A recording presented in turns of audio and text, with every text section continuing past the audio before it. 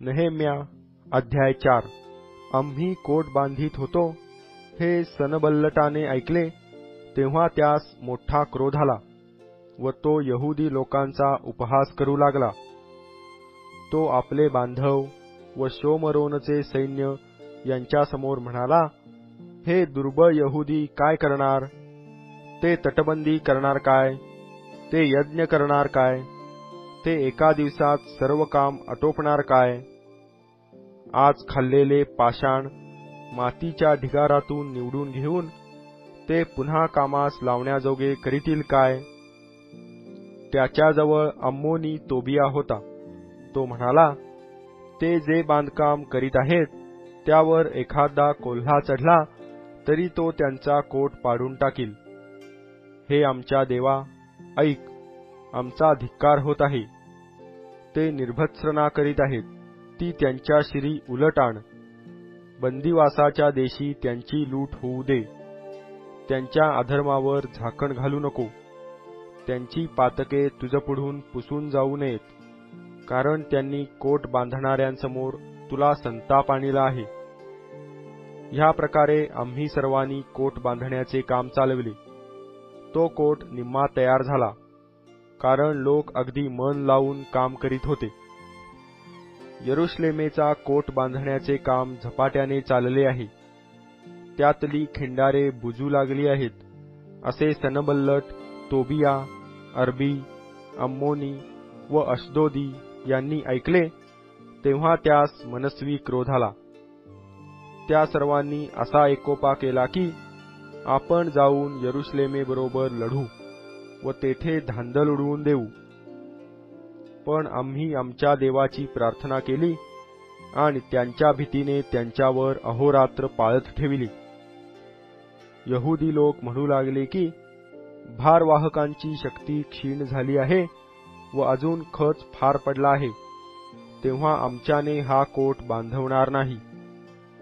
आमचे शत्रू म्हणाले, आम्ही त्यांच्यामध्ये शिरून त्यास मारून टाकू व त्यांचे काम बंद पाडीपर्यंत त्यांना काही कळावयाचे नाही की दिसावयाचे नाही.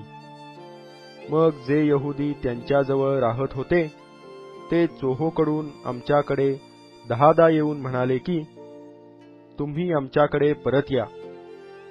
या कारणास्तव लोकांच्या हाती तरवारी, बर्चा व धनुष्ये देऊन कोटाच्या मागे अगदी खालच्या खुल्या ठिकाणी त्यांच्या घराण्यांप्रमाणे मी त्यास बसविले. ही सर्व व्यवस्था पाहून मी उठलो आणि सरदार, शास्ते व वरकड लोक यास म्हणालो, त्यांची भीती धरू नका. थोर व भयावह जो परमेश्वर, त्याचे स्मरण करून तुमचे भाऊबंद, तुमचे कन्यापुत्र, तुमच्या स्त्रिया व तुमची घरे यांच्यासाठी युद्ध करा. देवाने आमच्या शत्रूंची मसलत व्यर्थ केली हे आमच्या शत्रूंनी ऐकले, तेव्हा आम्ही सगळे कोटाकडे परत जाऊन आपापल्या कामावर रुजू झालो. त्या दिवसापासून माझे अर्धे सेवक कामास लागत व अर्धे भाले, ढाली, धनुष्ये, चिलखते धारण करीत आणि यहुदाच्या सर्व घराण्यांमागे त्यांचे सरदार उभे असत. कोट बांधणारे व भारवाहक एका हाताने काम करीत व दुसऱ्या हातात शस्त्रे धारण करीत. बांधकाम करणारे आपल्या कमरेस तरवार लावून काम करीत. रणशिंग वाजविणारा माझ्याजवळ असे. मी सरदारास, शास्त्यास व वरकड लोकास सांगून ठेविले होते की हे काम मोठे व विस्तृत असून कोटावर काम करीत असता आपण एकमेकांपासून दूर असतो. तर रणशिंगाचा शब्द जेथे ऐकू येईल तेथे तुम्ही आमच्याकडे एकत्र व्हा. आपला देव आपल्यातर्फे लढेल. या प्रकारे आम्ही काम करू लागलो. त्यांच्यातले अर्धे लोक पहाटेपासून तारे दिसू लागत तोपर्यंत भाले घेऊन उभे असत.